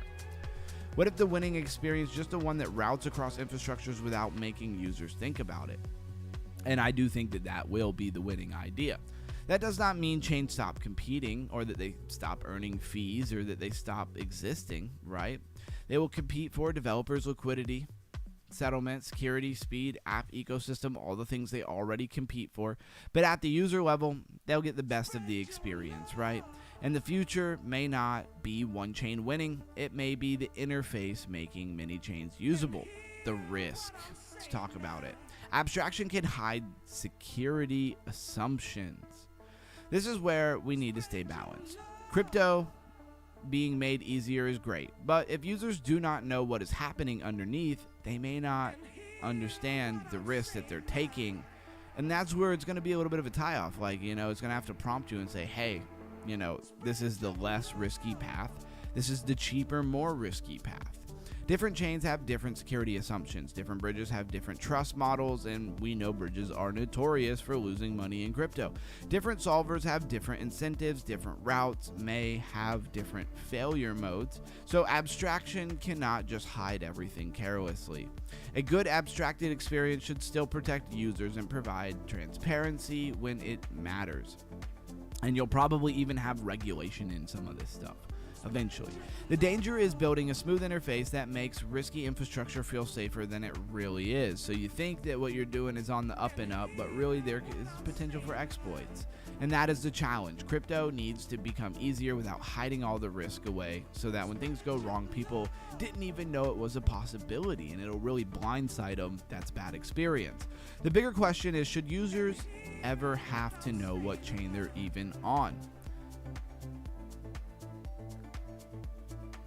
So do users need to know they are on base or Arbitrum? No, we've been over this a bunch of times. We're wrapping it up. This is getting a little repetitive. Let's go to the core insight of the night, right? Now, the future may not be fewer chains, and maybe users no longer having to feel every chain. Now, I had a nice little chart that it made here, which was really cool. It said old multi-chain UX, right, versus chain abstraction. So you'll see like users manually bridge, app routes in the background. Users would normally have to switch network. The app normally does that automatically. This is like all the perks you would get, right? It's kind of like when you go to a website and they have like a free version and like a regular basic version and a pro version, you know what I'm saying? And they have different tiers of their monthly subscription or something. Kind of reminds me of that, right? With basic old multi-chain UX, you get to manually bridge. But if you pay for the basic or the pro subscription, it will do it automatically in the background. Okay, so if it's regular UX, need native gas, so it's pretty much everything that we had just talked about. Instead of being fragmented, it feels unified. Users manage infrastructure, one focused outcome. Chains feel like an island. Chains feel like one experience. So that is the topic of the night, and I feel like we conquered it. We crushed it. I'm sure very few people were able to fully soak all that in, but just so everybody knows, a lot of that research is me doing my due diligence and raising my crypto IQ and researching every night. I know that a lot of people will follow along. You will be telling your grandkids. I remember when I used to have to push buttons to get things done while we stared at the screens. I can only imagine what it's going to be like down the road. Oh yeah, and it'll probably start with like voice-based things, like how I can easily click here and then, hit any of these buttons. This button up here, this button up here. There's another button that'll pop up if I hit Windows H, and I can just talk right to it. And there's even modes where, like this one, use voice, where not only can you click it and use voice, but it'll respond and you can talk back and forth. And that'll be like the first thing. And then after that, they're going to want to put chips in people's brains, and you'll just communicate with machines out on the street, right? You'll just like look at, you just look. And I'm not saying that there's not a ton of risk with this stuff, and that I'm even really pro or excited about that kind of stuff. I'm just telling you that this is what they're gonna move towards. It's coming. It's unavoidable. Now, will you participate in it? Will you be forced to part? That's a totally different narrative, right? And that's going to be very much up to people and how many people build alternatives. But my point is, it's like at first it'll just be a lot of like, you don't even type anymore, you just talk to things. And then eventually, Starlink, they'll put a chip in your head. You'll look at an automated taxi, or you'll think about an automated taxi, and one will just get routed straight to you, right? And thank you, Jimmy Villain, for being here and being. It's really funny. I can tell Jimmy Villain gets it. Like he really gets the point of the channel. He really understands what we're trying to capture here. Actually enjoys the information. It is not gonna be every single person who's gonna come in and be like, oh, I love to learn and I love to understand things. It's not everybody. So I appreciate my undergrounders more than you would ever know. Melissa says, nice, thank you for the information. Absolutely. I hope it found you well. But let's wrap up a little bit of news here as we roll into 10:04. It's amazing how fast 2 hours go here. So Decrypt Market Board shows Hype, ZEC, and Privacy coins still moving sharply. So yeah, Hype around $57 to $58, down 8%. Zcash down after its recent sharp rebound, so to the downside. Decrypt showed Monero around 311, only slightly lower, so yeah, they're down. Hyperliquid and Hype are still major social narratives, though. Hyperliquid, I think, is going to bounce. At what point it bounces and how far low it goes, I don't know, but Hyperliquid does seem like a coin to load up on. It seems like it has use case. And it has people's attention outside of crypto. I think that's really important. So it's one of the most talked about tokens in the market, of course, even though it's pulling back today. The reason it remains important is that Hyperliquid is one of the few crypto narratives where people are discussing real usage, real trading volume, real fees, and token buybacks rather than Hype alone. Again, Hype has a huge 92% of fees buying back the coin. That's just good tokenomics. Like, that's just smart. I wish more projects would do stuff like that, but a lot of them, they want some of that money. They don't want to buy back their own token, and that greed hurts them. Hyperliquid did the right thing, and they're probably making more, more money out of the 8% that's not going back into the buyback than most of the companies who didn't almost no buyback are making. Keep that in mind. Sometimes doing the right thing pays more, even if the percentages are lower. Zcash is still the focus of the critical bug and rebound plan. So they have a whole rebound plan to verify counterfeit coins weren't minted. I tell you, if this is orchestrated, then whoever kind of orchestrated this whole narrative and put them in a corner and turned the privacy against them is borderline genius, right? It's still a huge privacy coin story. The core issue is that Zcash had a critical bug. I think we all know that. I do try to skim and not read every little line here. That creates a big question around privacy coins. How do you preserve privacy while also proving the supply is clean? That's not even how I see it. How do you preserve privacy while also having transparency is what you're really saying. That's a lot simpler to digest. SBF's pardon request is still a major crypto politics story. I don't think that that'll happen. But I also do think if SBF he was involved in a lot of stuff. If he knows enough information that will bring other people down, if he's rat, which easily fits the profile, in my opinion, of somebody who would rat. If he rats on enough people, he might get that pardon. And everybody will be like, how in the world could Trump pardon him? But it's probably in exchange for a wealth of information. So, you use some bait, and sometimes the bait survives, but you catch a bigger fish, right? USD1 and the Justin Sun. World Liberty financial disputes are getting attention. Now, this is really interesting if you ask me. Hype is one of the coins I am waiting to load up on. I'm right with you, Jimmy Villian. Yep, me too. I mean, you got to start thinking of price targets. So we're at like around $50. If hype is like what, 50% off in a bear market bottom, you start seeing it. Or if you start seeing hype around $30, $25, and if it does, it's probably not going to be there for a long time. But you start getting some days where we have some crazy lows for it. I'll be scooping me some of that. So Decrypt listed HTX. Okay, let's slow down. Decrypt listed HTX delisting USD1 stablecoin.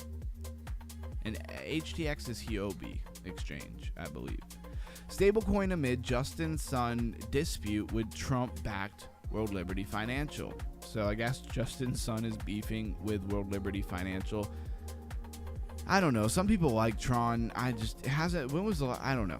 Maybe it's like a very foreign thing. I really think it is. But like where I'm at and what I see and what I deal with here in America, like Tron is just really not relevant. And also, take away the just USDT money transfers. What ecosystem is thriving over on Tron? It'd be a great deep dive. And I'm not scared to get in there and figure it out. Among its latest crypto stories, right? This is a stablecoin and politics story. At the same time, USD1 is tied to the Trump-backed World Liberty financial ecosystem, for anybody who doesn't understand that. And HTX is tied to Justin Sun. Any dispute involving a politically connected stablecoin and exchange and a major crypto figure is going to get attention. Yeah, but what is it really and what does it matter? I don't know. Sounds like a nothing burger to me. I think we know who wins between Justin Sun and Trump. Stablecoins remain one of the strongest long-term narratives. Of course, stablecoins that generate tons of fee, they're a big money maker. Why do you think the Clarity Act started with stablecoin regulation? Because it's really foundational for the entire market. On and off ramps, who can issue it, right? You see so many stable coins really pop up, and it's like, who has the right to issue stable coins? It's a big question.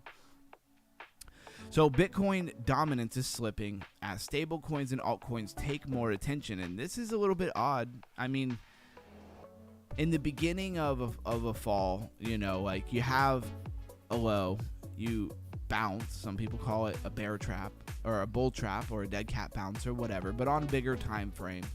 And then Bitcoin starts to roll over again, and for a moment altcoins kind of still are ignoring Bitcoin. But the more Bitcoin falls, and this is what we're seeing today, in my opinion, today, yesterday, and a few days, right? Like where there we had tokens like Hype standing up against Bitcoin falling, and Hype is like jumping another $10, right? And we had all these other coins, but eventually Bitcoin continues to tank and the market does lose its momentum. People take a look at these coins that are pumping against the market and they're like, okay, this is great, but we're up, let's sell because this is probably going to go down for the next 6 months. And these coins are not going to continue to go up against the entire market. If you see that, this is some sauce. If you see that, you see something that we never saw before. And if you are a betting man and you have odds, you don't bet that the random outlier thing that has never happened before is going to happen unless you have really good information that this is the time. You would always bet that what always happened is going to happen, and most of the time you would be right. Tokenized real-world yield is still building in DeFi. So Decrypt's industry announcement section today includes a launch from Flint, bridging a vault to Lagone for real-world yield DeFi. By the way, if you weren't aware, I've already gone over it several times. YouTube's supposed to send me a code in the mail. For whatever reason, they will not send me the code. I've had them reissue it several times. I don't know what their problem is or why they can't just verify my address in a different way. But regardless, because of that, there was a pause in the monetization. When there's a pause in the monetization, well, then there's also no memberships. When there's no memberships, I can't switch the show into the members only stream. So I'm trying to go back and forth with them. Of course, YouTube is extremely slow when it comes to their support. So that's getting sorted out. But if anybody was wondering why there's not a members only show, that is why. They'll be back. I'm sure we'll get this sorted out. Did they need to pause monetization on the channel? No, of course they didn't. So silly. Like, I don't have a code that they alone control, and somehow they're punishing me for the fact that they didn't send me what they were supposed to send me. It's kind of crazy. Shout out to YouTube. Send me that code so we can get this set out. This all figured out. So prediction markets are still showing bearish expectations, right? Prediction markets are just another form of gambling, and I have zero interest in it. Now, a lot of people like to bet on sports and stuff, and sports I get. Like, I get prediction markets for sports. I think it's actually a pretty cool use case for crypto, if that's what you're into. But like betting if it's going to rain on July 22nd of the year 2028 is stupid. Like, these outlandish predictions, right, that are way off in the future. Like, you know, you go to a lot of prediction markets and you can bet on who's going to be the president next. Bro, we have so much time till then. Who cares? Why would you want to bet on that now? At least it's on blockchain, right? That's what I would hope for, right? Everything is transparent. So when we get there, they can be held accountable if you win that bet. And the market is still looking for a proof of a real bottom. Just like we were really looking for that $83,500, $84,000 level to give us proof of a real bull market. And we didn't really get it. It stopped at like 82 something, right? All right, what's trending across social media? It's going to be a lot of variances of the stories that we already read. ETF outflows, AI stealing crypto. But this is what everybody's talking about, right? Strategies, balance sheet watch. If you thought that Strategy was just going to start dumping Bitcoin, come on. They sold 32, and I think they turned around and bought like 1,000 of them, 1,500 of them. I think they turned around. They bought 15,050. I don't know why I remember that, but it's like, come on. They sold 32. They bought 1,550, right? They're not getting ready to dump all their Bitcoin. They were just moving some stuff around. Maybe they had some dust in a wallet they didn't want to have anymore, so they just sold it. I don't know. Ethereum treasury companies, right? Buying a ton of ETH. Hyperliquid, Zcash privacy, the pardon. I mean, this just goes back over everything. No big deal. That's where we are. So I'm going to collect some stuff on Chainers and just collect my free BNB for the day. For anybody who doesn't know, this is the Underground Crypto Hangout part of the show where I do 5 minutes of TA and then we play DeFi games. Bro, so funny. I wonder if he had a straight face when he said that. 5 minutes. Is he talking about like a DeFi Friday where we play games like a lot? I probably did do some TA and then run into a game because it's DeFi Friday. And then we went back to trending and back to news. Gotta love it. It's funny. You know you're in a good place when all of that just puts a big smile on your face. It's hilarious. And I hope everybody is doing well out there, you know. For my core people, just know that I care about whatever's going on in your life. I know it can be hard on the internet with a lot of people. I don't necessarily have time to talk to every single person all the time. It was really nice to talk to Camsta today a little bit. And I feel bad that I guess for a long time he was talking to some imposter. who was pretending to be me. That sucks. So I'm glad now that he's got a direct connection here, and he's actually talking to the right person. Let's see, what actually can we make? We can make some epic pig food. Alright, let's do that. Let's make a few here. I'm missing ingredients for pretty much everything. And this is Chainers for anybody who doesn't know.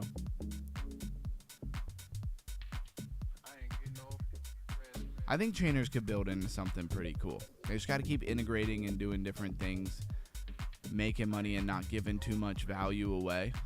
I know for most people that come into this, they just want to suck all the value out of a project and run off to the next project. But if that is the business model and all these projects go under, who do you think? You think there's going to be, put it a different way, there's going to be an end of the line. At some point, there will be no more projects for you to run and take free stuff from, because everybody will be like, yeah, this model doesn't work.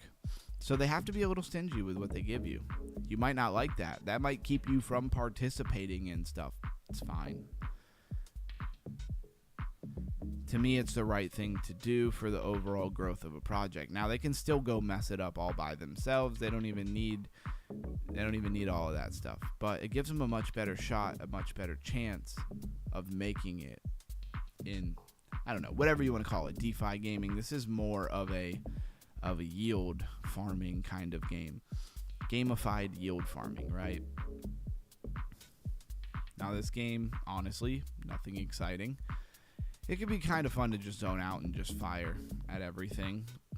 I wish I didn't fight snowmen and park benches. It'd be cool if we had some zombies and stuff, but maybe it's built to appeal to large groups of people who might be young, right?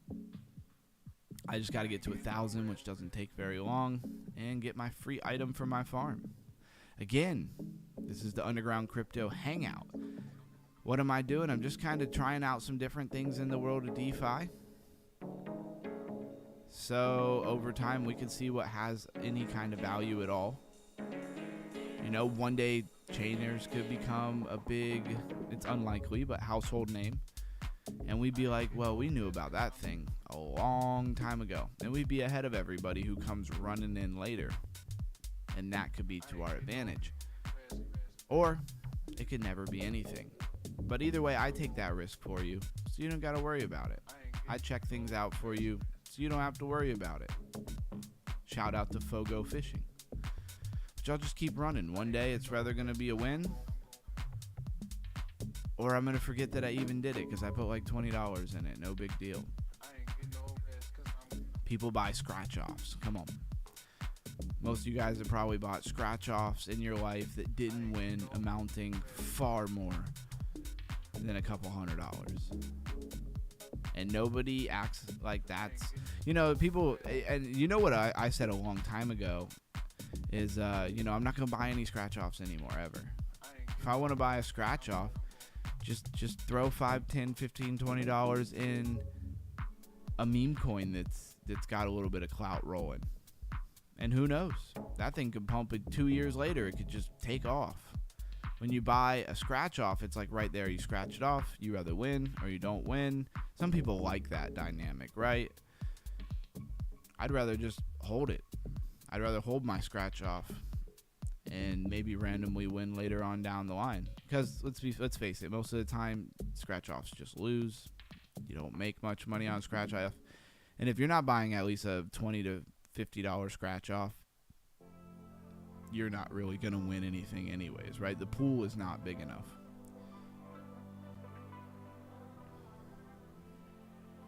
All right, cool. We got our 1,000. Let them take us out, see what we get.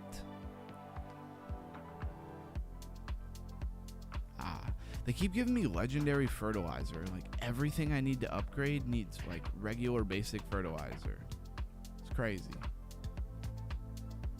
I got to reach out to Reliable J. I haven't seen him lately. I hope all is well with the Reliable J. He's the one who put me on to Sunflower Land. Watching him level up has kind of kept me motivated to keep leveling up here. And again, I always show it. There's real game mechanics, right? There's real items in the game that are worth literally thousands of dollars that you can sell. We could bring it up here. You can see when even people buy a lot of the stuff right here. 10,000 flour for a golden sheep. I think that's over $1,000. I don't know what you do to get those things, but you know, if you kind of just play a little bit every day, grind it out.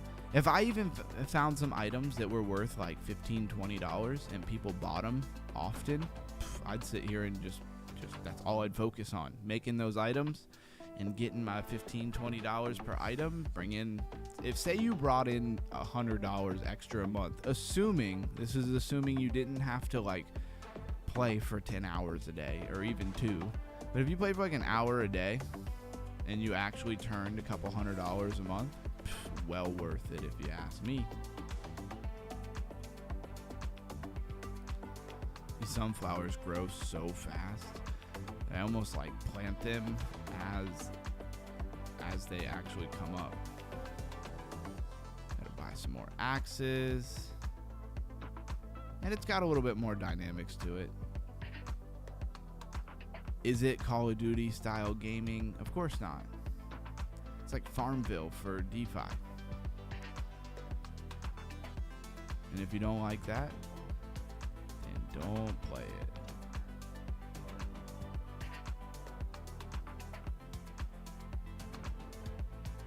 Oh wait, I bought another axe. No, I don't want another axe. I want this. Definitely need some rakes. Let's see, I think 3 rakes will do it. Yep. Oh, let's buy some fishing rods. Do a little bit of fishing here. Because I have so much bait, I need to use it.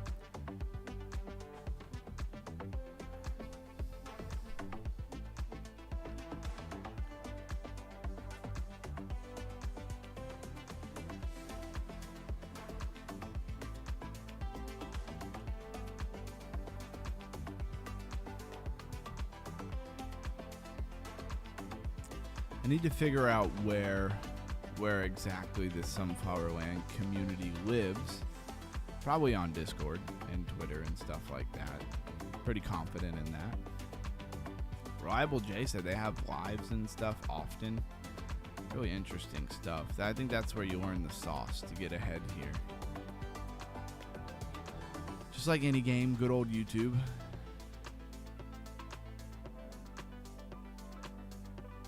Stop the goblin. Sometimes those goblins are so small, it's hard to figure out which one's the goblin. Genuinely.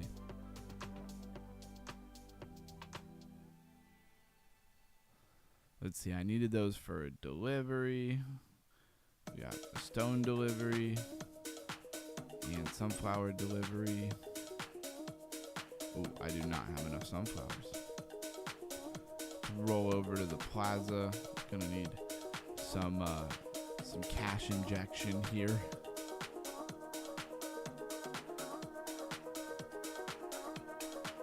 I think it's so funny when people get mad at you for like playing a DeFi game on stream. Do I just like, all right, we finished the news, we finished the underground crypto raising event, we did our topic of the day, goodbye, click, just end the stream.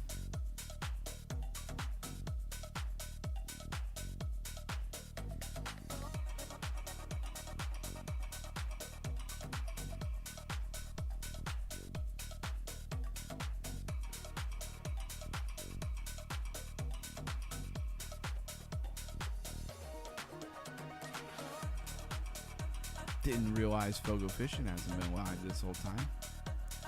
Panzer Dogs, just gotta check up on it, make sure it's still around. And if you're just rolling in, smash that like button for me. Welcome to the Underground Crypto Deep Dive Show.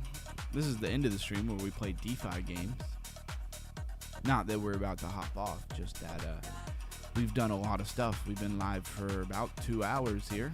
So if you like crypto, smash that like button and subscribe. And if you're new here, throw something in the chat. Let us know you're here. I like to consider us crypto family. I love to meet new people. Throw something in the chat. if you've never been in this community before.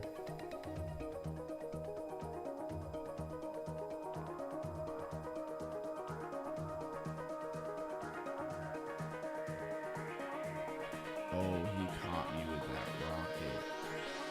That's got to be a real player. Oh, and I hit some random button. Dang it.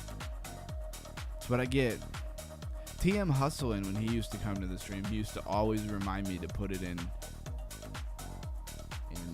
full screen mode. And that is why you put it in full screen mode. I was about to cook too.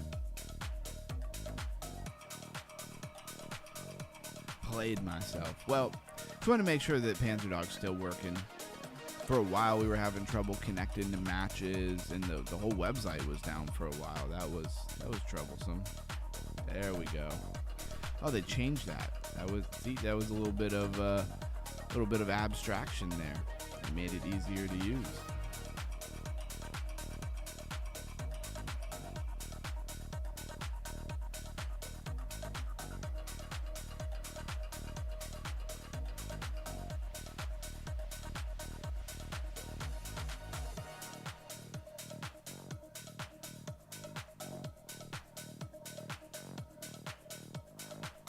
Got him. First blood. Let's go. Hide in the grass. Close the gap. Cooking.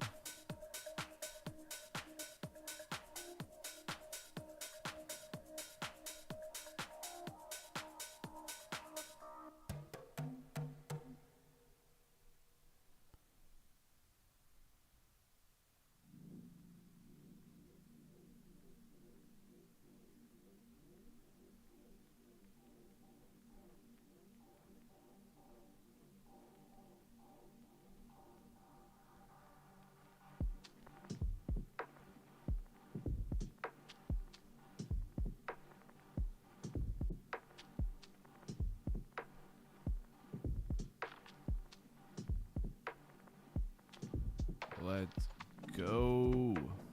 Oh, man, he's right next to me.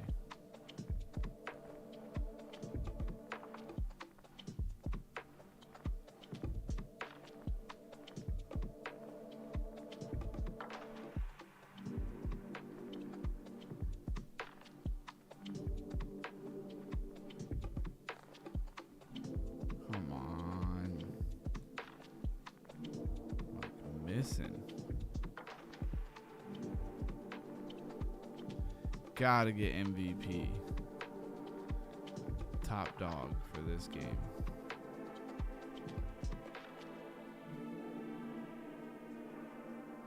Spraying and praying.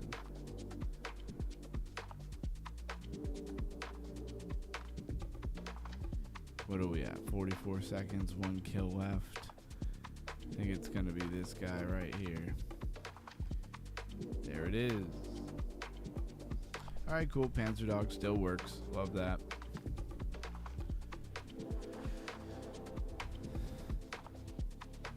Top dog. Nice. And it's been a fun stream. And I'll be back again tomorrow, 8:30 p.m. New York time. Oh, we got a standard pack. Let's open that up.